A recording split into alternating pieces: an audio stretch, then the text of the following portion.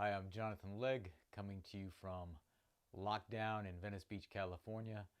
I've had a lot of time to think and to read, and the other day I read something very interesting which I'd like to talk about. It's this concept that the world is now going through the stages of grief. What is the first stage of grief? Denial. Am I in denial? Are you? Are we collectively? We're in denial of the tides of history. There's this idea of American exceptionalism, that what happens here is immune to the flows of history that happened in the past, where big, sudden changes occurred that pivoted everything. Are we in denial that this could have just happened to us? Yes, maybe this just happened to us. Maybe we didn't turn a page, we turned a chapter. As I said before, it's not like the 70s going into the 80s or the 80s going into the 90s.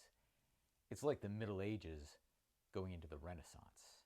It's really the end of an era, an abrupt end of an era. I believe that historians will look back pre-coronavirus at an era of golden excess. Think about the excess. Think about the comforts and the conveniences. Think about first world problem memes. Do you know what this gesture is? Of course you do. This is a gesture from an era that is gone, the golden era of decadence. And I'm thankful that I got to live through it. I had several decades in it, and they were some good times. Had beautiful moments with beautiful people, loved and lost and learned. But guess what? That era is gone. Take that in. That era is gone. How are we in denial? Well, I found myself in the first week of lockdown trying to open up my laptop and do things and be busy all day. I was like a broken robot that couldn't reprogram. If you reference the poem I read before and posted on my Facebook feed, I was a robot that took its validation daily from being productive, and suddenly I couldn't be productive. And what am I doing? Dirt, dirt, dirt, dirt, dirt. My body, my routines were in denial. They still thought they were in the old era, but that era had gone. How else could we be in denial? Well, I know a lot of people are binge watching Netflix right now. I started to look at like 10 minutes of this new Tiger King show. I'm sure a lot of you watched. And a caveat, I'm not judging, having a little silly fun and a little reprieve from all the seriousness. I've been dancing on the roof every day. I think it's important to get silly and have some just nonchalant moments.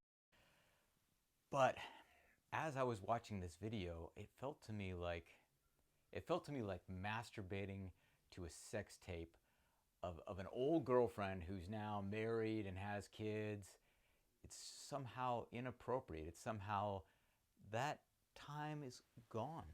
Now maybe this is part of the grieving process, to cling on to some of the things from the old world, these old shows that are familiar, this old era that's familiar. But I urge you not to spend all of this rare, unique time only distracting and entertaining yourself, as if you're killing time, waiting for somebody to say, okay, it's clear now, you can go back to your old life.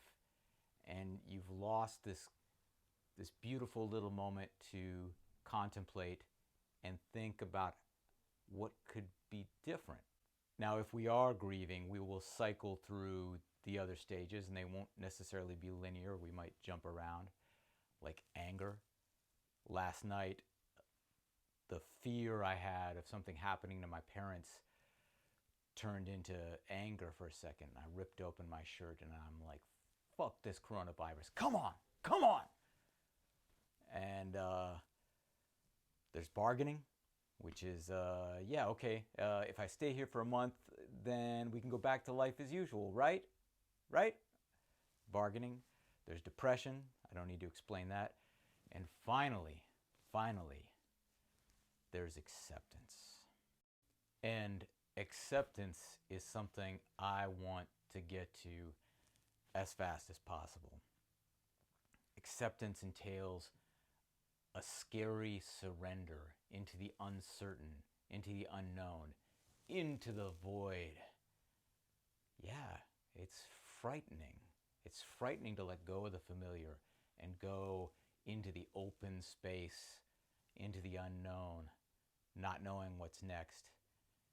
It's a little bit like when you take a psychedelic trip, or when you put both feet in a budding romantic relationship, or you take a leap on a new crazy career idea. There has to be a degree of surrender and also trust that it's all going to work out. Yeah, there'll probably be some hard times, there might be some struggles, but in the end, this is what is good for me. This is what is good for us. I believe we need to surrender to this, to surrender and to trust, and we need to let go. And I'm encouraging you to let go, because I need your help. The world, the planet needs your help to start creating the new story. So we need to let go of this old era as soon as we can and begin to think of the new story by first focusing on what is present. And I'm going to talk about these in further blog post videos. And let me finish with a quote from Marcus Aurelius, Roman emperor and Stoic philosopher. Cast aside all that is extraneous and superfluous. Cling to the few things that matter.